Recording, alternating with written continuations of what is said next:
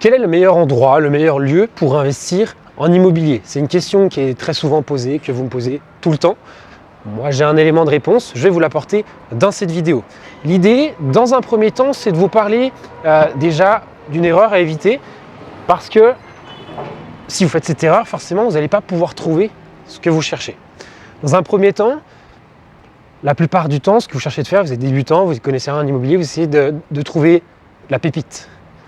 Cette chose que les autres n'ont pas vue, cette rentabilité magique, voilà, quelque chose comme ça, avant même d'avoir clairement défini et clarifié le projet que vous avez envie de mener. Et pourquoi est-ce que vous faites cette erreur-là? Vous la faites de manière parce que c'est normal, vous ne connaissez pas grand-chose, et vous n'avez pas tous les éléments encore entre vos mains qui vous permettent justement de vous dire « Ok, c'est ça que je veux faire ». Parce que chaque jour, vous découvrez des nouvelles choses et du coup, vous passez d'un point A à un point B, à un point C.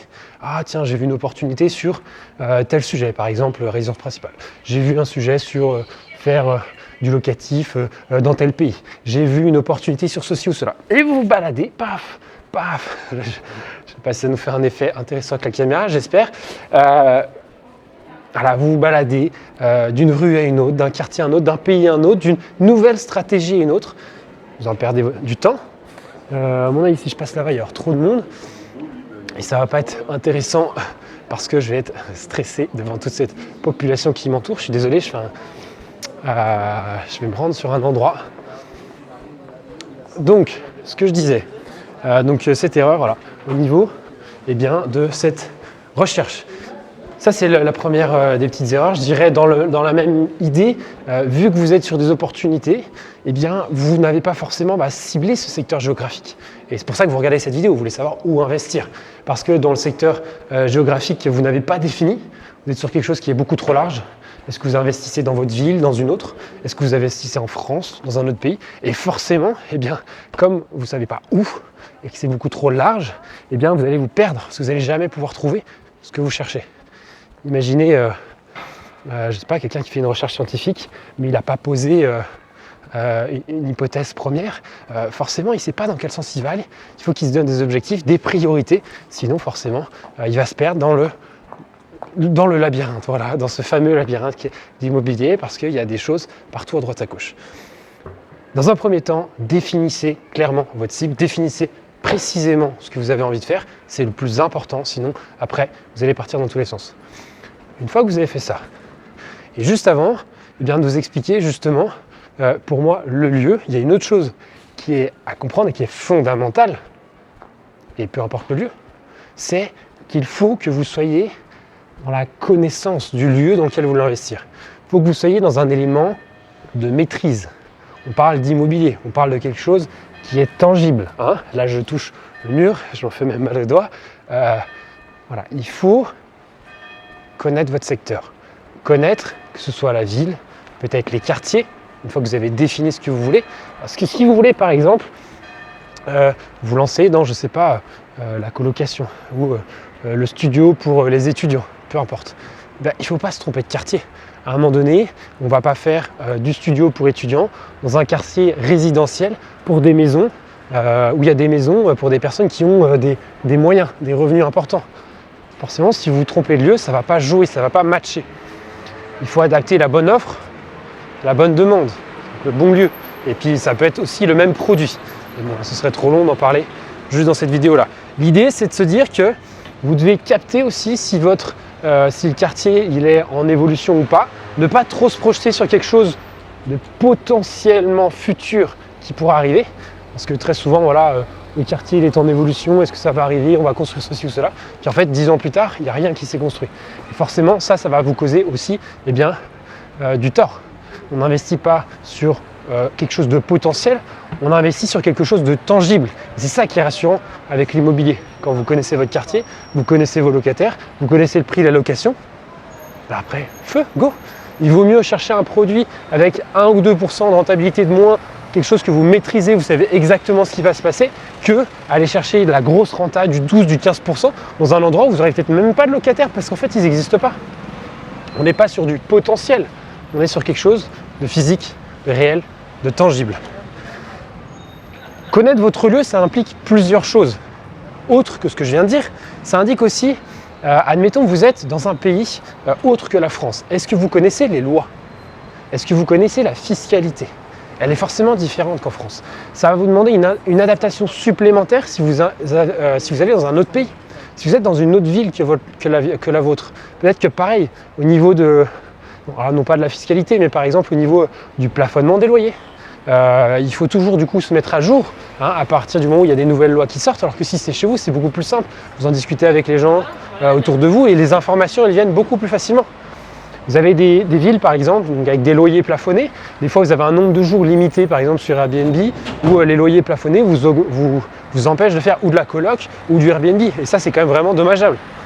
Alors que si vous êtes sur un secteur que vous connaissez, même si les lois elles ne vous arrangent pas personnellement à un instant T, au moins vous les connaissez et vous savez dans quel sens elles évoluent. Et donc on reste dans cette idée, comme je l'ai dit, de contrôle, de maîtrise. Ça nous rassure, ça nous permet d'avancer. Une fois que j'ai dit ça, on a encore après l'autre problématique qui pour moi est aussi essentielle, c'est la connaissance des interlocuteurs. Imaginez, vous êtes dans un autre pays. Est-ce que le banquier, je sais pas, au Maroc, il va vouloir vous prêter? Est-ce que le banquier dans une autre ville, il va vouloir aussi bien vous prêter à vous que quelqu'un qui réside déjà dans sa ville? Forcément, on a toujours une projection beaucoup plus simple avec les gens, les voisins qui habitent à côté de chez nous.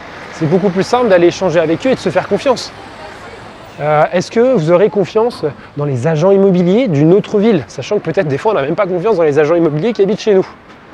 Imaginez ça. Au même titre, par exemple, les artisans. Allez trouver des artisans, recruter une équipe pour réaliser vos travaux, ça peut vous rajouter aussi de la complexité. Si ce n'est pas les artisans, les banquiers, les agents immobiliers, voilà. Ça peut être le notaire aussi, des fois on a un notaire de famille, il vaut mieux rester avec lui. Bon, et des fois c'est aussi pas forcément la bonne personne. Bref, une fois que j'ai dit tout ça, partons justement sur cette idée de quel est ce fameux lieu? Quel est ce fameux lieu dans lequel il faut investir?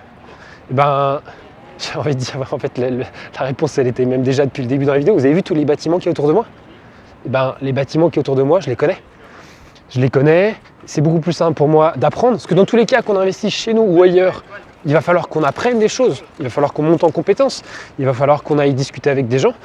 Autant apprendre des choses sur un secteur dans lequel on réside, ça va nous servir aujourd'hui et pour plus tard.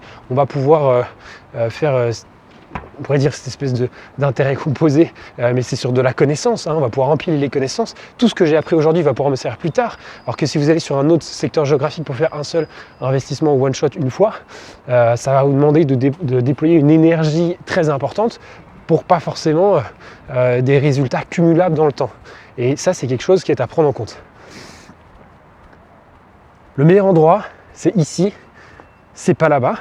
L'idée, quand je dis ça, c'est pas de vous décourager parce que vous n'avez pas trouvé encore l'opportunité que vous recherchez, mais c'est surtout de vous dire que simplement par les étapes que j'ai dit, passer par le fait d'arriver à mieux cibler, préciser votre recherche, mieux connaître votre quartier. Vous allez beaucoup plus facilement trouver ce que vous cherchez chez vous, en le précisant, que ce soit aux agents immobiliers, parce qu'ils vont vous aider à trouver ce que vous recherchez, et il va juste falloir faire preuve de patience. Parce que d'une certaine manière, souvent, on est aussi un petit peu pressé. On se dit qu'il y a quelque chose qui va nous filer entre les doigts, alors que c'est beaucoup plus rare que quelque chose nous file entre les doigts si on est pressé que l'inverse. C'est quand on manque de patience qu'on va louper justement ces fameuses opportunités qu'on va peut-être nous présenter dans 2 semaines, 3 semaines, 1 mois. Il faut faire preuve de patience, il faut continuer de chercher et surtout chercher mieux. Une fois que vous avez trouvé quelque chose, que vous êtes sur le bon lieu, il reste quand même une déterminante très importante, c'est d'essayer de ne pas faire une erreur très importante, une erreur que tous les débutants font. Là, je vais arriver du coup sur le lieu sur lequel j'ai envie de me porter. J'en ai fait une vidéo justement, cette erreur que tous les débutants font. Je t'invite à aller cliquer dans le lien dans la description, comme ça ce sera beaucoup plus simple et je ne vais pas perdre mon temps à te l'expliquer ici. J'espère que cette vidéo t'a éclairé. C'était Valentin. Je t'invite à t'abonner si ça t'intéresse pour regarder les autres vidéos de la chaîne. Je te laisse là-dessus. Des informations précieuses, n'hésite pas à aller les consulter et tu me dis ce que tu en penses dans les commentaires. À bientôt, ciao.